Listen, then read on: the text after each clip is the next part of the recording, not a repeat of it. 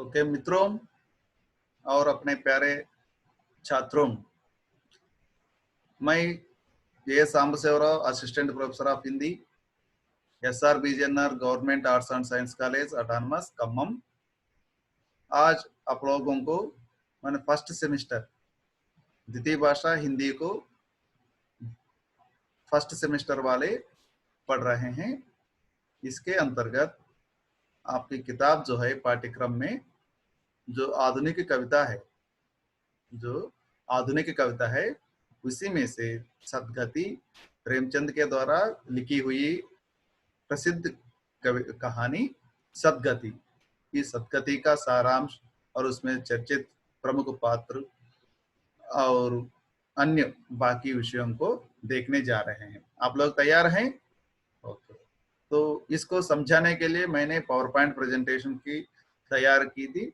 तो यहाँ पर कुल मिलाकर आप लोगों को आपके सामने 10 स्लाइड्स आएंगे और वैसे ही यहाँ पर इस पाठ को या इस कहानी को समझाने के लिए यहाँ पर दो प्रकार की सहारा लिए थे। एक पावर पॉइंट प्रेजेंटेशन और दूसरा एक सिनेमा।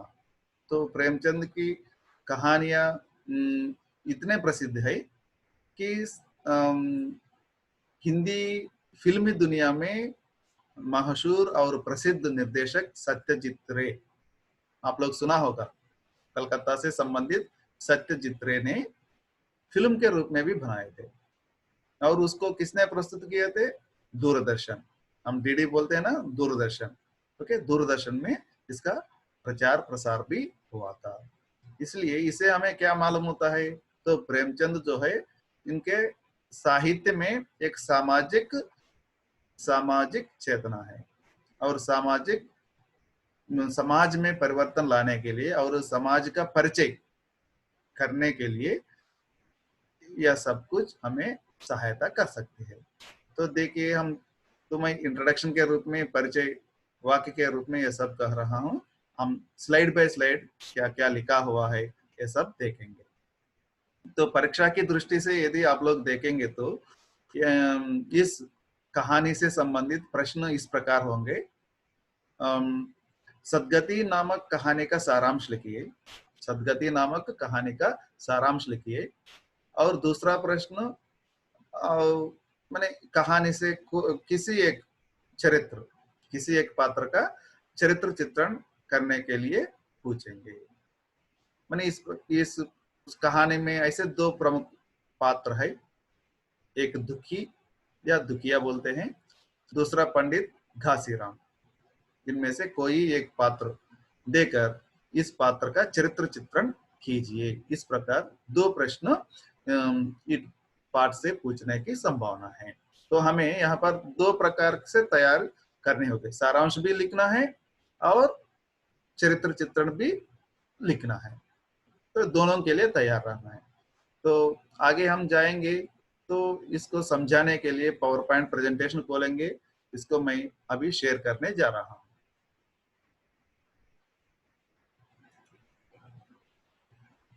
यस,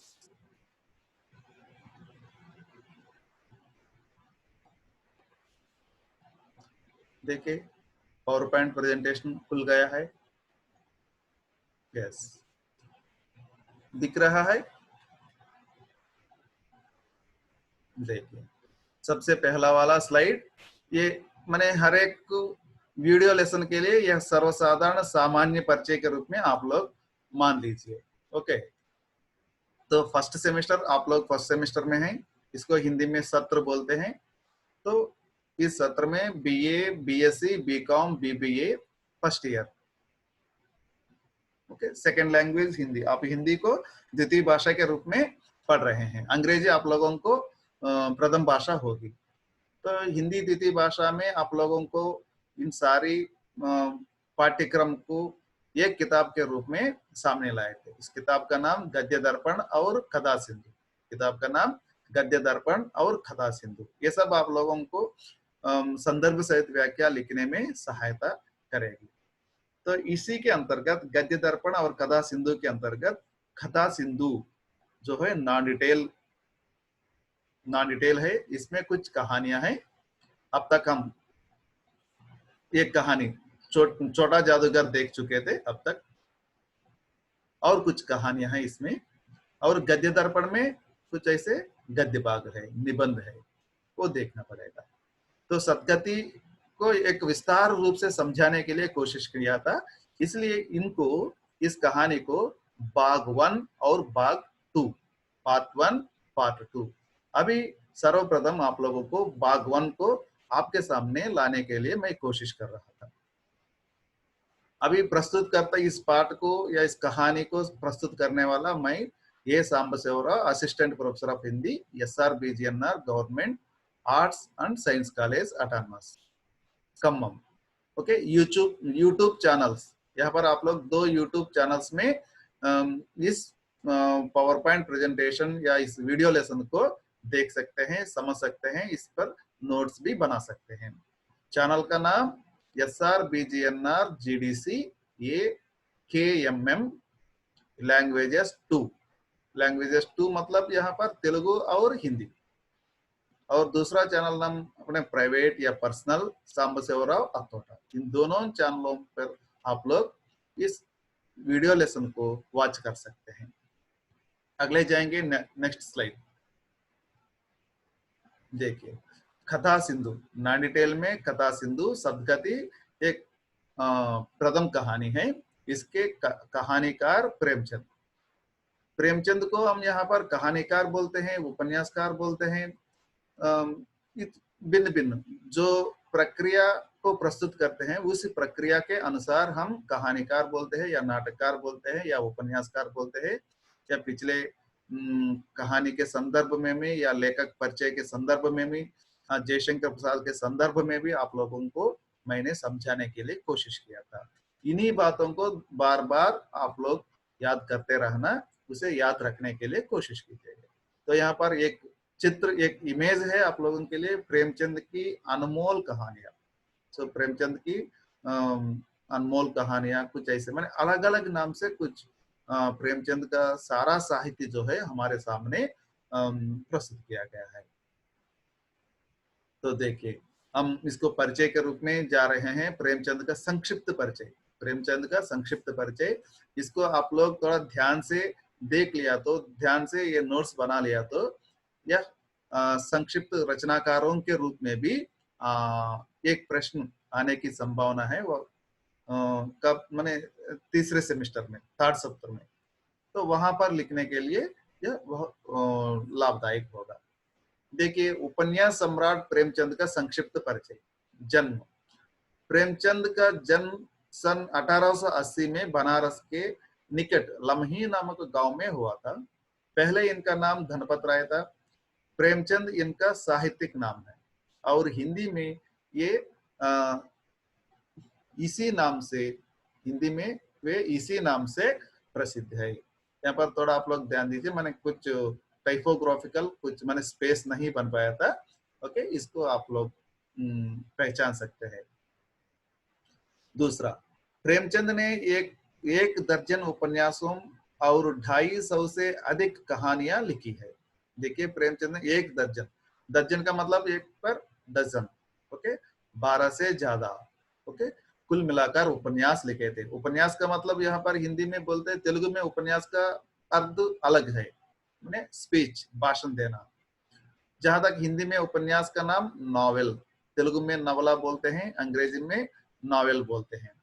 तो हिंदी साहित्य में ऐसे बहुत प्रसिद्ध उपन्यास लिखे थे, इसलिए इसको उपन्यास सम्राट बोलते हैं। सम्राट का मतलब एम्परर, सम्राट का मतलब एम्परर। तो एम्परर से कोई माने बड़े व्यक्ति नहीं रहते हैं वहां पर उसके साम्राज्य में, खुदा को छोड़कर या ईश्वर को छोड़कर। इसलिए उपन्यास लिखने में या उपन्यास शैली में तो प्रेमचंद को सम्राट के रूप में माने जाते हैं। तो प्रेमचंद की कहानियां मानसरोवर के 8 भागों में प्रकाशित है। देखिए, यहाँ पर 150 कहानियां प्रेमचंद की है। तो इन 150 कहानियों को मानसरोवर नाम से 8 भागों में ये प्रकाशित है। तो टोटल 250 कहानियों को 8 भागों में विभाजित करके प्रकाशित किए थे, राइट। तो इस विभाजित करने के बाद प्रकाशित करने के लिए किताब का नाम क्या रखे थे? मानसरोवर। ओके, ये मानसरोवर का नाम आप कहीं सुने थे? ओके, ये मानसरोवर जो है हिमालय पर्वत में है। ओके, कैलाश पर्वत के नजदीक में है। यदि आप कुछ हम यदि कुछ पुराण ज्ञान या इतिहास ज्ञान या जैसे जैसे रामायण महाभारत जैसे भागवत इसके बारे में यदि जानकारी है तो आप लोग इसके बारे में जान सकते हैं। ओके, मानसरोवर ये सरोवर है, कहा जाता है इस सरोवर में ही राजहंसा पाए जाते हैं। राजहंसा और एक नया शब्द, नया नहीं, इससे पहले भी आप सुना होगा, राजहंसा माने एक पक्षी है, इसी सरोवर में रहते हैं। माने उस पर उसमें यह सीखती रहती है, जो उसके सामने एक कटोरी में ये दूध रखेंगे तो दूध को पी लेगा और उसे पानी को छोड़ देगा। वैसे विशेष प्रकार के पक्षी है। तो वह वे राजहंस जो है इसी सरोवर में रहते हैं और माने जाते हैं देवता लोग कई माने वो पवित्र स्थल है, देवता लोग आकर यहाँ पर नहा के चले जाते हैं। उतना सुंदर प्रदेश है। ओके, और वहां पर पानी बिना प्रदूषण उपलब्ध है वहां पर। ओके, साल में ज्यादा काल वहां पर बर्फ पड़ती है। ओके, ये सब वहां पर है। तो इसलिए प्रेमचंद को एक महत्वपूर्ण स्थान देने के लिए माने हिंदी साहित्य में जितने भी कहानीकार हुए थे, जितने भी कहानियां लिखी गई है, मैंने इन सारी कहानियों को मैंने से प्रेमचंद का जो है अलग है। इसलिए यह मानसरोवर, मानसरोवर एक ही है दुनिया में, मानसरोवर एक है। उसमें पाए जाने वाले पानी पवित्र जल है। ओके, और उसमें देखने के लिए जो पक्षी राजहंस मिलेगा वो भी अनोखे हैं, उसी वही के अलावा कहीं नहीं दिखाई देगा। माने इसी रूप से यदि इसे समझने के लिए कोशिश करेंगे तो प्रेमचंद की कहानियों में जो चेतना है, जो सामाजिक जिम्मेदारी है, ओके, जो आर्थिक विपन्नता की बात चर्चा में आती है, जो स्त्रियों के बारे में जो चर्चा होती है, स्त्री समस्या के बारे में लेकर, ओके, माने किसी ने इतनी सारी कहानियों के माध्यम से यह सब माने टच नहीं किए थे। ओके, वैसे कुछ यथार्थ घटनाओं को लेकर उन्होंने आदर्श के रूप में प्रस्तुत करने के लिए कोशिश की थी। इसलिए शायद प्रकाशकों ने ये मानसरोवर का नाम रखा गया था। हिंदी में कहानी को एक महत्वपूर्ण साहित्य विधा के रूप में स्थापित करने का महान कार्य प्रेमचंद ने किया था। हिंदी में कहानी को एक महत्वपूर्ण साहित्यिक विधा विधा विधा मीन्स एक पद्धति, one of the style. Okay, एक प्रक्रिया। तो कहानी उससे पहले भी हिंदी में लिख रहे थे प्रेमचंद के से पहले, और प्रेमचंद के साथ साथ भी वैसे कुछ कहानीकार हुए थे। लेकिन प्रेमचंद इतने सारी कहानियां लिखे थे और एक एक कहानी जो है प्रत्येक रूप से अपनी विशेषता रखती है। इसलिए एक प्रत्येक विधा के रूप में हिंदी साहित्य में आने के लिए इन्होंने प्रयास किया था। नेक्स्ट स्लाइड देखिए। वस्तु और शिल्प दोनों की दृष्टियों से इनकी कहानियां खरी उतरती है। ओके, यहाँ पर भी टाइपोग्राफिकल, यहाँ पर भी स्पेस बननी चाहिए। इनकी कहानियां खरी उतरती है।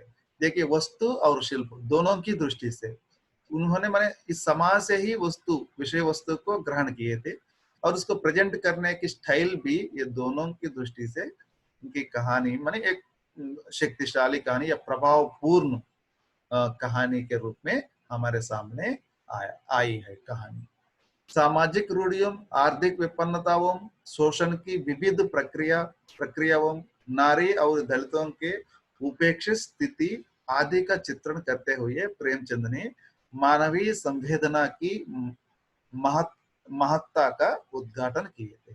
देखिए, इन सारी बातों को उस पर ध्यान दिया गया है।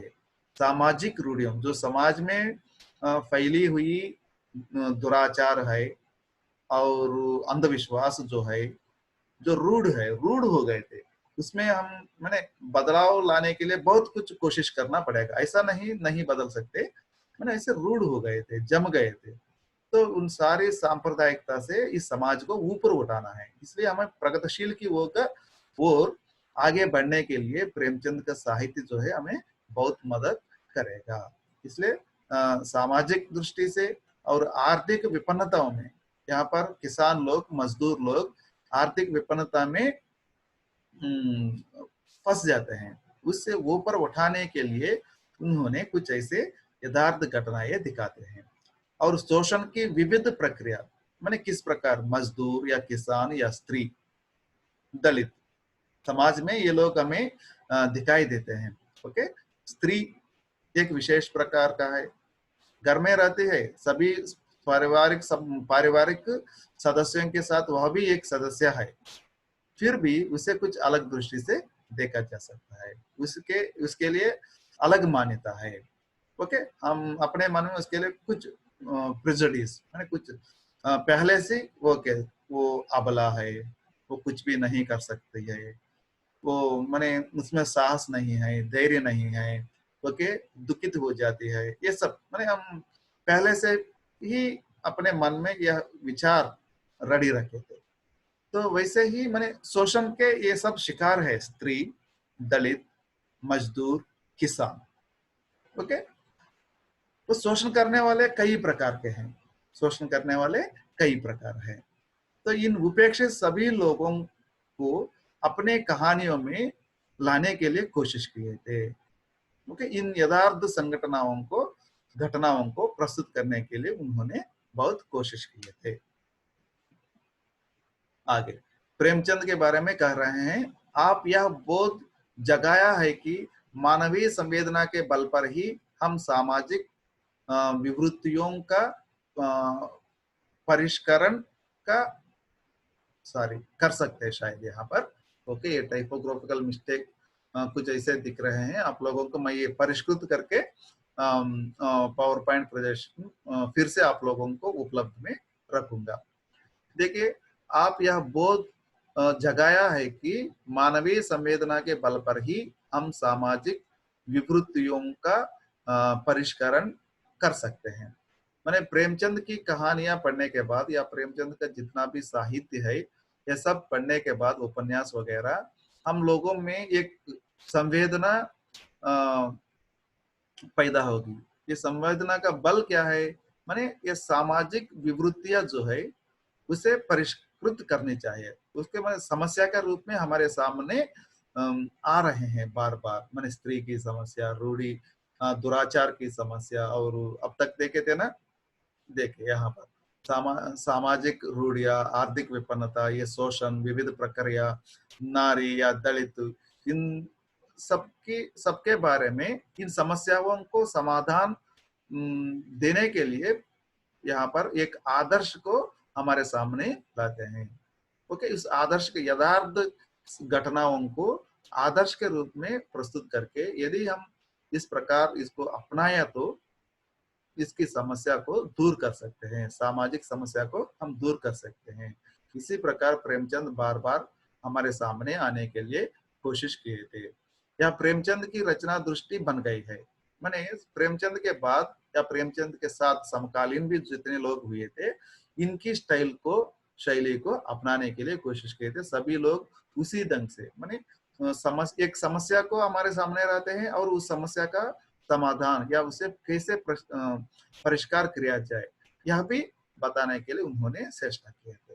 माने मनुष्य का नियम ये नहीं है, खासकर वो साहित्यकारों का धर्म यही है कि समाज में समस्या को दिखाना है या रूढ़ियों को दिखाना है, दिक्कतों को दिखाना है, और उस दिक्कतों को हम कैसे दूर किया जा सकता है, उस दुख से हमें किस प्रकार सांत्वना मिलती है, इसे भी बताना है। यह प्रेमचंद की एक कला है।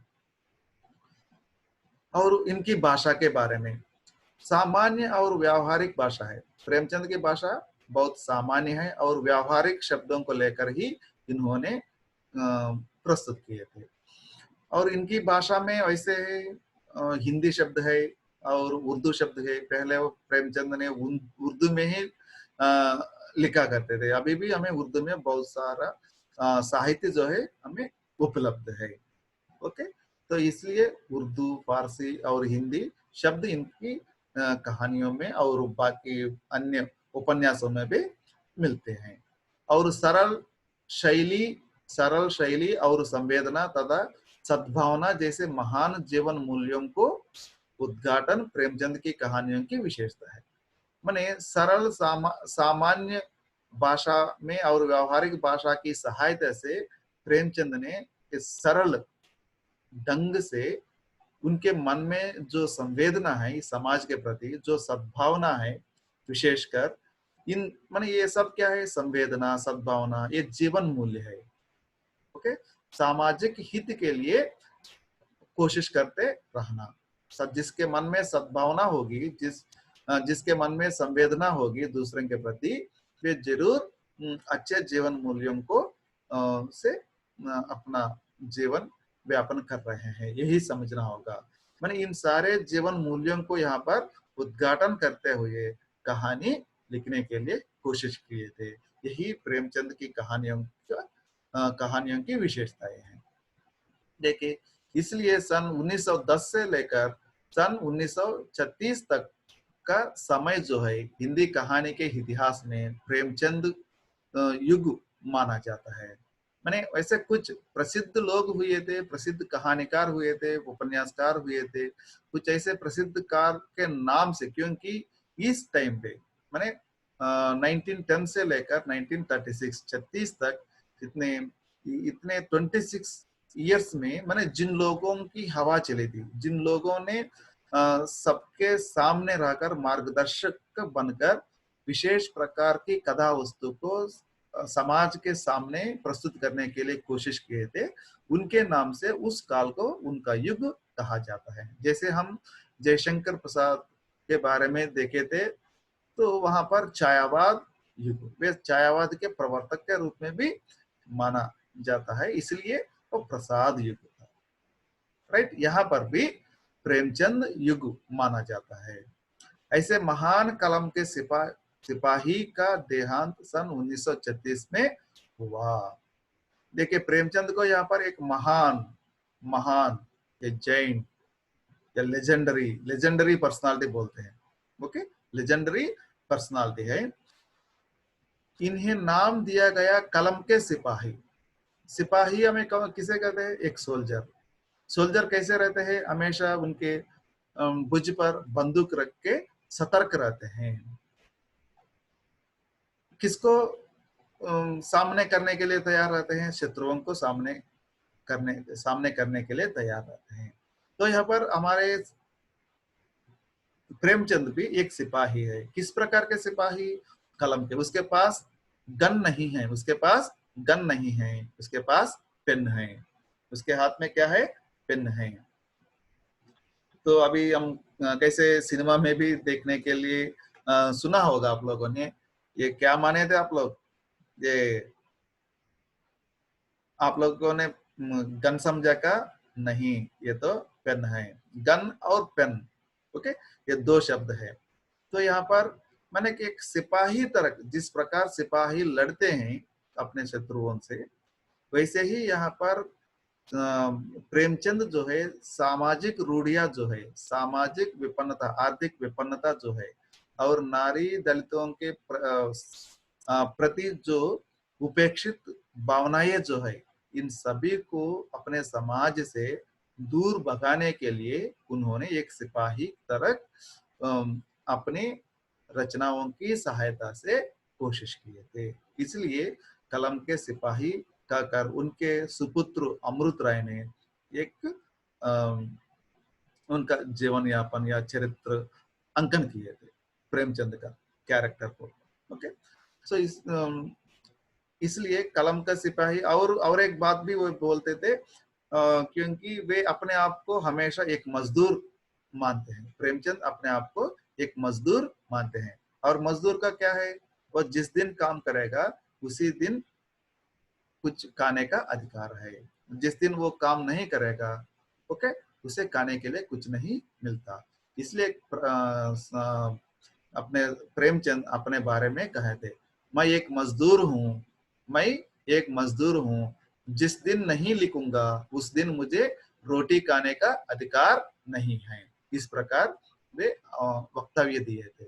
मैं एक मजदूर हूँ, मैं एक मजदूर हूँ, जिस दिन मैं नहीं लिखूंगा। प्रेमचंद का काम क्या है? लिखना, चाहे कहानी हो या उपन्यास हो। ओके, और उनका साधन क्या है? कलम, अक्षर। ओके, जिस दिन मैं नहीं लिखूंगा उस दिन मुझे रोटी खाने का अधिकार नहीं है। तो यहाँ पर मैंने प्रेमचंद की गरीबी यह भी देखा जा सकता है। मैंने वैसे संपन्न परिवार में तो नहीं पैदा हुए थे, लेकिन वह निरंतर इस आर्थिक विपन्नता से मुक्ति पाने के लिए तो कोशिश किए थे।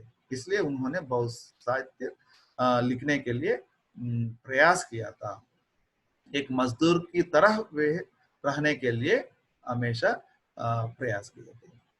बाद में देख रहे हैं प्रेमचंद के उपन्यास। यहाँ पर कुछ ऐसे प्रसिद्ध उपन्यासों का नाम दिए गए थे: गोदान, गबन, प्रेमाश्रय, निर्मला, सेवा सदन, कायाकल्प आदि। ओके, ये सब उपन्यास है। गोदान जो है इसे विश्व कोटि में भी रखा जाता है। विश्व कोटि इतने प्रसिद्ध है। ये किसान की कहानी लेकर, ओके, किसानों का जीवन यापन को लेकर यह उपन्यास लिखा गया था। इसलिए वह एक अनोखा है। तो गोदान, हिंदी के विद्यार्थी होकर गोदान वैसे कोई नहीं है जिसने नहीं पढ़ा हो। ओके, ये सब पढ़ने से हमें क्या मिलने वाला है? उस टाइम पे उनके काल में समाज किस प्रकार था, और तब से लेकर अब इस समाज में अंतर आया है क्या, यह फर्क भी हम देख सकते हैं। इसका अध्ययन करने के लिए एक मौका मिलता है। माने एक समग्र रचना है, एक समग्र उपन्यास है। माने कितने मुसीबतों से किसान अपने जीवन यापन कर रहा है, इन सारी मुसीबतों को और लोगों की, माने समाज में हमारे माने आसपास में रहने वाले माने सामाजिक सभी जातियों के व्यक्तियों का एक मानसिक या विचार भी हमारे सामने लाने के लिए कोशिश की है। निर्मला, यह भी एक नारी पात्र का से प्रधान रूप देकर लिखा गया है। वैसे सेवा सदन, कायाकल्प आदि प्रसिद्ध उपन्यास है।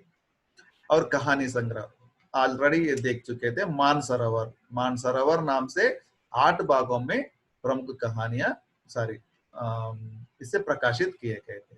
यहाँ पर कुछ प्रमुख कहानियों का नाम उल्लेख करना उचित समझता हूँ: कफन, ठाकुर का कुआं, ईदगांव, 2 बैल, सदगति, पंच परमेश्वर, पूस की रात, मुक्तिदन आदि। ओके, इनमें से मुक्तिदन आप लोगों के इससे पहले सिलेबस में रखे गए थे। पूस की रात भी है। ओके, और पंच परमेश्वर भी आप लोगों को मिलता होगा। ठाकुर का कुआं तो ये बहुत बहुत प्रसिद्ध कहानी है। ओके, दलितों को लेकर। ओके, वैसे ईदगांव इस्लाम को लेकर और इस्लाम धर्म से संबंधित मुसलमानों को लेकर, वो उन लोगों का जीवन यापन कैसे है, आर्थिक विपन्नता के कारण किस प्रकार उस लड़का ने ईद के समय भी कुछ भी नहीं, नए चीज नहीं ले पाता है। इसी प्रकार ओके, किसान के लिए बैल किस प्रकार है, ये सब। सदगति माने यहाँ पर कैसे यह नाम दिया गया था, सदगति। कहानी को पढ़ने के बाद, इस कहानी को सुनने के बाद, यदि ये सिनेमा डॉक्यूमेंट्री को देखने के बाद हमें यह इसका अर्थ मालूम होता है। गति, गति का मतलब क्या है? चलना। हम तेलुगु में भी इधर उधर कभी कभी सुनते हैं गाली के रूप में, या किसी को माने शाप के रूप में दिया जाते हैं। अरे मैं देखता हूँ तुम्हारी गति क्या होगी, मीन्स तुम्हारी दशा। गति का मतलब दशा। तुम्हारी दशा क्या होगी कल, तुम तो अभी बहुत दुराचार कर रहे हो, भ्रष्टाचार कर रहे हो। ओके, माने न्यायपूर्वक व्यवहार नहीं है तुम्हारे विचार में, तो तुम्हारी गति क्या होगी। मन कुछ ऐसे डराने के लिए नहीं, कुछ एक बार मैंने एक अच्छे व्यवहार को याद करते हुए इन बातों को कहा जाता है। मैंने सदगति, सत का मतलब सत्य, truth. So what is truth? रुजु क्या है? ओके, सही क्या है, यही।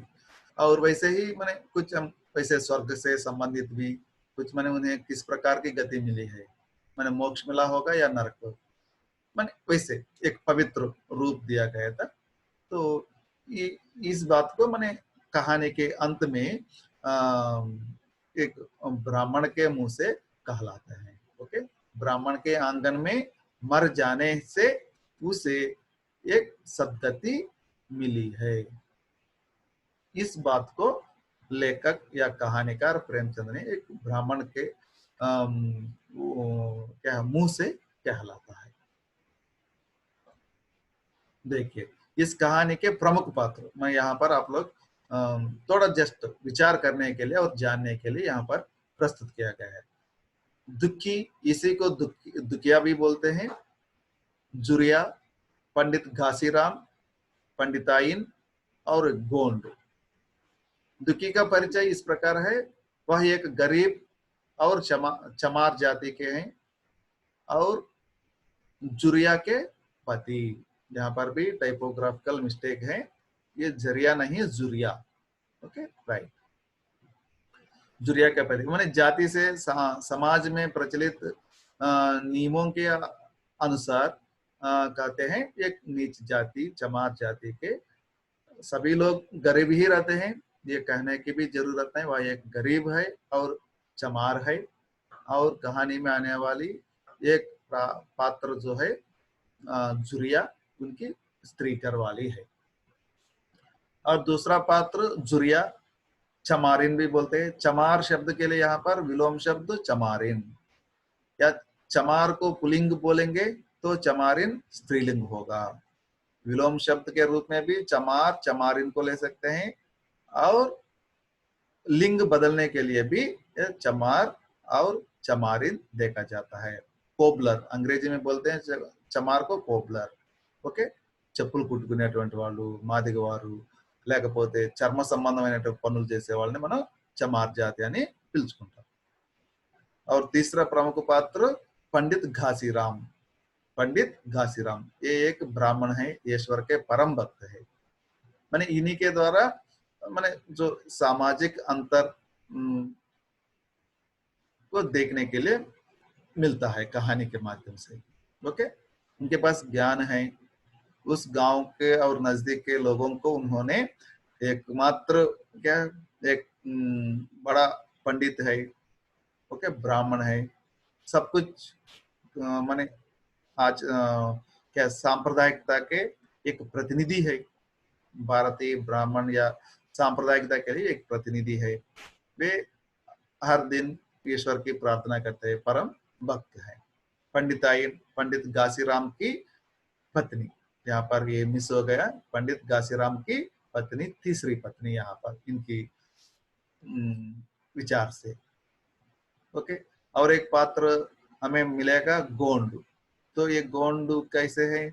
वे उम्र में दुखिया से कुछ बड़े हैं, तो प्रगतिशील आदमी है, इनके मन में प्रगतिशील आलोचना है, प्रगतिशील आंदोलन की ओर वे अग्रसर होते हैं। वैसे चमार बस्ती में चमारों को भी इसकी सूचना देते हैं। ओके, पुलिस लोगों की सूचना देते हैं। ओके, हमें कठिनाइयों में पुलिस लोगों की सहायता लेनी चाहिए, कानून की सहायता लेनी चाहिए।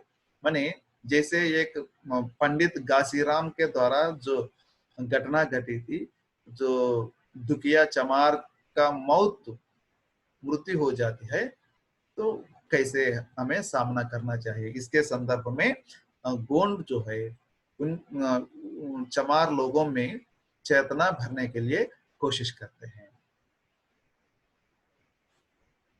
देखिए, सदगति कहानी का कुछ माने क्या है, परिचय बोलिए या कुछ यहाँ पर कुछ पंक्तियां, मैंने कहानी क्या है संक्षिप्त रूप से। ओके,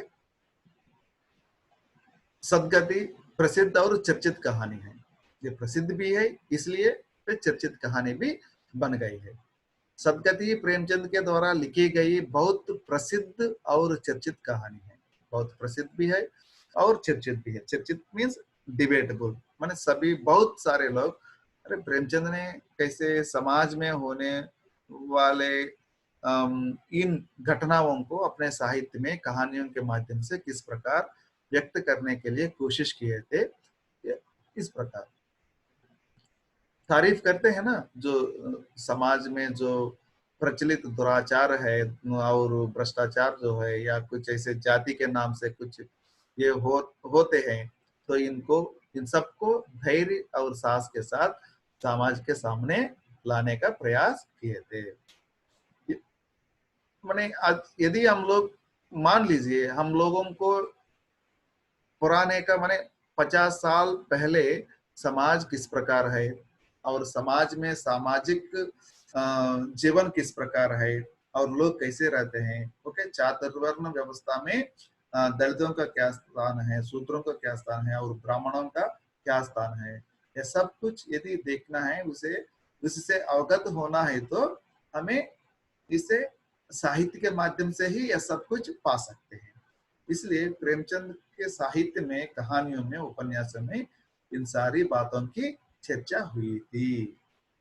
ओके, हमें एक प्रकार के वे मार्गदर्शन है यदि पुराने भारतीय समाज के बारे में जानने के लिए। इसलिए इस कहानी पर प्रसिद्ध फिल्मकार सत्यजीत रे ने फिल्म भी बनाई। ओके, तो प्रेमचंद प्रसिद्ध व्यक्ति है, उपन्यास सम्राट है, उसके मन में इस समाज के प्रति एक विशिष्ट प्रकार की दृष्टिकोण है। इसलिए प्रेमचंद की कहानियों को फिल्म के माध्यम से जनता तक पहुंचाने के लिए, या पहुंचने के लिए सत्यजीत रे जैसे प्रसिद्ध फिल्म निर्देशक ने कोशिश किए थे, वैसे इसे निर्देशन भी किए थे। दलित जीवन के संदर्भ पर लिखी गई प्रेमचंद की कहानियों में सदगति अपनी अंतर्वस्तु के कारण सबसे अधिक हृदयस्पर्शी एवं मार्मिक है। हृदयस्पर्शी इसका मतलब हार्ट टचिंग, मार्मिक वह भी वेरी सुकुमार, कोमल, वेरी डेलिकेट। ओके, समाज में ये सब कैसे है, वेरी डेलिकेट रहते हैं, वो मार्मिक रहते हैं, कुछ ऐसे डेलिकेट इश्यू बोलते हैं हम लोग। ओके, मार्मिक संदर्भ, इन संदर्भों को मैंने प्रेमचंद ने ऐसे बहुत सारी कहानियां लिखे थे, उसमें से दलितों को लेकर कफन वगैरह कहानियां हैं, तो उनमें से सदगति एक विशेष प्रकार की कहानी है, क्योंकि इसमें अंतर्वस्तु के कारण सबसे अधिक, क्योंकि इसमें अंतर्वस्तु प्रेमचंद ने जिस अंतर्वस्तु को लिए थे, ओके, उस अंतर्वस्तु की दृष्टि से देखेंगे तो यहाँ पर क्या हार्ट टचिंग और बहुत मार्मिक और सुकोमल या करुणा प्रदान करने वाले और क्या है दया प्रदान करने वाली कहानी है, राइट।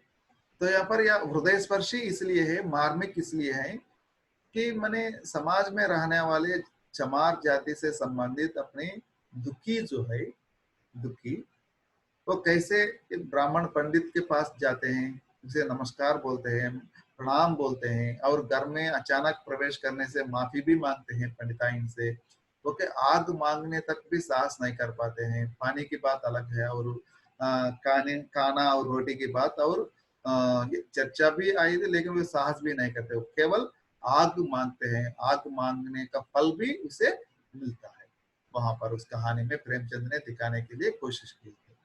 तो इन माने उन्होंने जो भोगा था, उनका जैसे निधन हुआ था, उस निधन का कारण उसमें किसी प्रकार के कसूर नहीं है, इसलिए वह हृदयस्पर्शी और मार्मिक है। एक्चुअली वो वेरी इनोसेंट है। ओके, इनोसेंट का मतलब उसके पास कुछ ऐसे समाचार नहीं है, बस ब्राह्मणों को प्रसन्न करके अपने घर ले जाना चाहते हैं। उन्हें नहीं मालूम है कि माने उनको सामना नहीं कर सकते हैं, राइट। तो उन्होंने जो काम सौंपा था, लकड़ी चीरने के लिए और भूसी उठाकर लाने के लिए और पूरा झाड़ू लगाने के लिए और वहां पर ये इसको लीपने के लिए, गोबर से लीपने के लिए, ऐसे 4 प्रकार के काम इन ब्राह्मण ने करवाते हैं। एक्चुअली दुखिया जो है उनके घर आते हैं, उस महल में आते हैं, और वह उनकी क्या है आने का कारण भी बताते हैं। बताने के बाद आते ही उन्होंने पंडित महाराज के लिए घास लेकर आते हैं, पशुओं के लिए घास, माने एक बैंड के रूप में प्रस्तुत करना चाहते हैं। देखिए माने ये सब देखने से हमें वो किस प्रकार कैसे डरते हैं, माने कैसे ब्राह्मणों को माने किसी प्रकार से माने हानि नहीं पहुंचना चाहिए, और उसमें एक बात भी नहीं माननी चाहिए। तो समाज के सबसे उच्च स्तर पर है, और वैसे भगवान के बहुत नजदीक में रहते हैं, उनके पास पठन शक्ति है और विवेक है, ज्ञान है, क्या अच्छा है क्या बुरा है, ये पहले से ही अपने चमार मान लिए थे, समाज में वही प्रचलित हो गए थे। ओके, तो इसलिए यहाँ पर इनकी कमजोरी जो है, कमजोरी क्या है, उनकी बेटी के बारे में कुछ शुभ कार्य करने के लिए ये पंडित पुरोहित की सहायता होती है। माने ये लोग क्या आते हैं, देखते हैं, एक सुमुहूर्त माने लग्न के लिए करने काम के लिए एक सुमुहूर्त हमें बताते हैं। उस मुहूर्त पर आप काम शुरू किया तो, शादी कर लिया तो, या घर बनाना शुरू किया तो आपका काम शुभ होगा। माने यही वाचा जो है हमें सदियों से मिला था, ये सांप्रदायिकता है। इसलिए इन ब्राह्मण देवताओं से सभी लोग माने एक मर्यादा पूर्वक व्यवहार करते हैं। तो इस मर्यादा पूर्वक व्यवहार ही अंत में दुखिया के मरण शासन बन जाता है। मर्यादा पूर्वक माने कुछ भी वापस नहीं बोलते। एक माने उनके लिए आते हैं, वह भी भेंट, घास को भेंट के रूप में लेकर आते हैं, तो वे मैं आऊंगा बोलते हैं। पंडित जी आऊंगा तो बोलते हैं, लेकिन उसे जाने नहीं देते हैं। उन्हें मालूम है सुबह सुबह आया था, सुबह सुबह कुछ खाकर भी नहीं आते, यह भी मालूम है।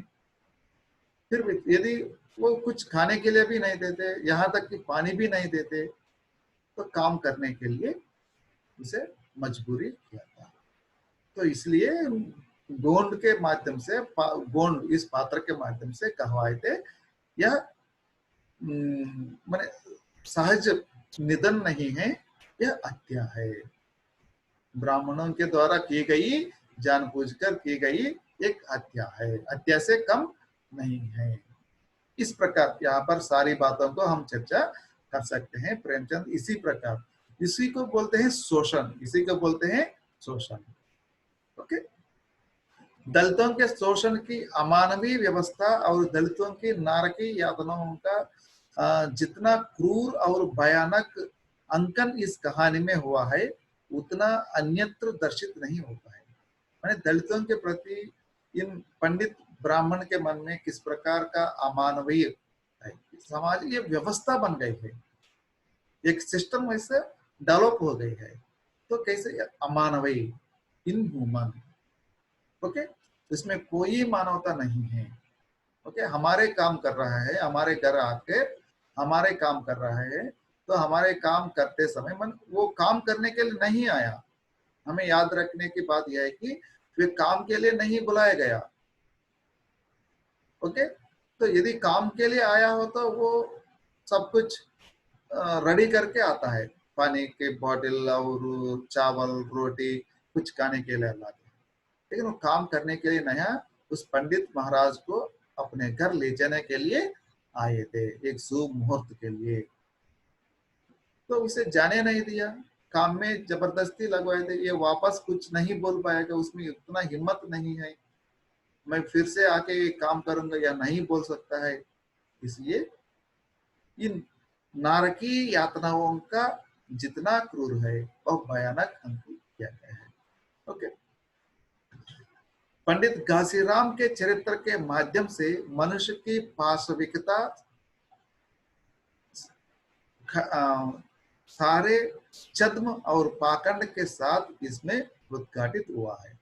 पाखंड, पाखंड के मतलब यहाँ पर माने वैसे परम प्रचंड या कुछ क्या है अंधविश्वास को मानने वाला के पाखंड पंडित बोलते हैं। ओके, वैसे एक उद्दंड है। और उसमें क्या है, ये घासीराम पात्र के माध्यम से या इनके चरित्र के माध्यम से मनुष्य की पाशविकता हमें देखने के लिए मनुष्य लगते हैं, पूजा पाठ करते हैं और पढ़े लिखे हैं। ओके, अच्छा क्या है बुरा क्या है यह भी मालूम है, ये सब इनमें है, विचक्षणा है, इसलिए वह मनुष्य कहा गए थे। लेकिन मनुष्य कहा जाने के बदले इसमें पाशविकता है, पशु प्रवृत्ति है। ओके, ये सब कुछ जानते हुए भी पशु की तरह उसे काम करवाना, वह अंत तक, जितना अंत तक उसको मरते तक काम करवाना, यह सब इसमें चित्रित किया गया है। ओके, अगले नेक्स्ट जाएंगे। देखिए, मैंने ये सदगति जो है यहाँ पर एक वाचन है, पूरी कहानी को यहाँ पर आप लोगों के सामने प्रस्तुत करने के लिए कोशिश किया था। लाइन बाय लाइन यहाँ पर ये वाचन करते आपको आवाज सुनाई देगी। ओके, तो हम इसे थैंक्स दे देंगे, थैंक्स या धन्यवाद। आप लोग थोड़ा इसे सुनिए।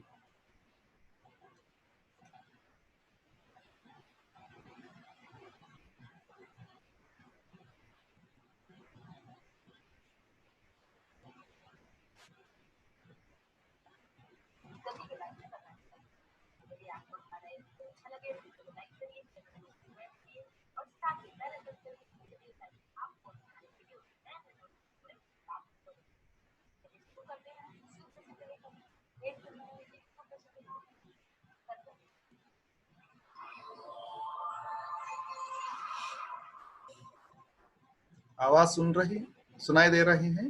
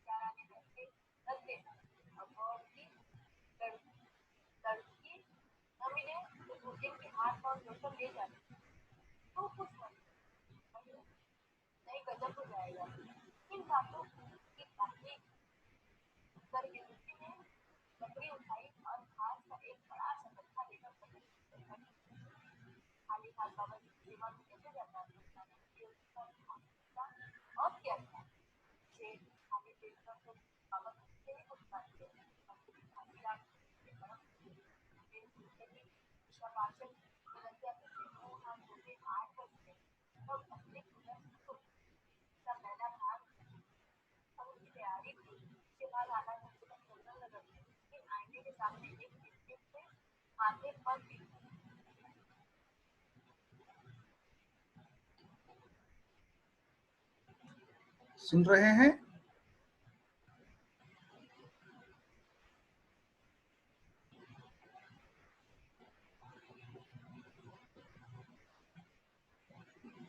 आगे चल रहा है। मैंने इस प्रकार मैं यहाँ पर आप लोगों को सामने मैंने पूरी कहानी प्रस्तुत करने के लिए कोशिश किया था कि आगे चल रहा है,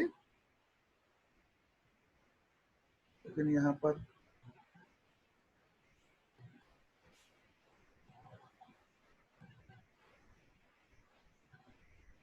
वैसे कुछ आवाज की कुछ कमी प्रॉब्लम होगी। ओके, कोई प्रॉब्लम नहीं। आप लोग इसको अगले मैं और 2 वीडियो भी रखा था, यह भी देखकर हम लोग उसको आप लोग समझ पाएंगे।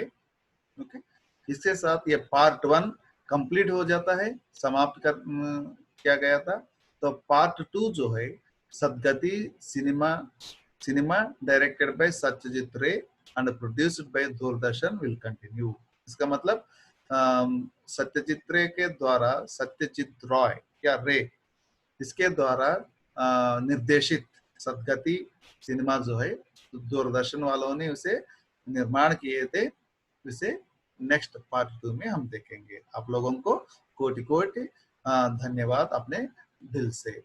ओके, मैं इसको अभी स्टॉप कर रहा हूँ।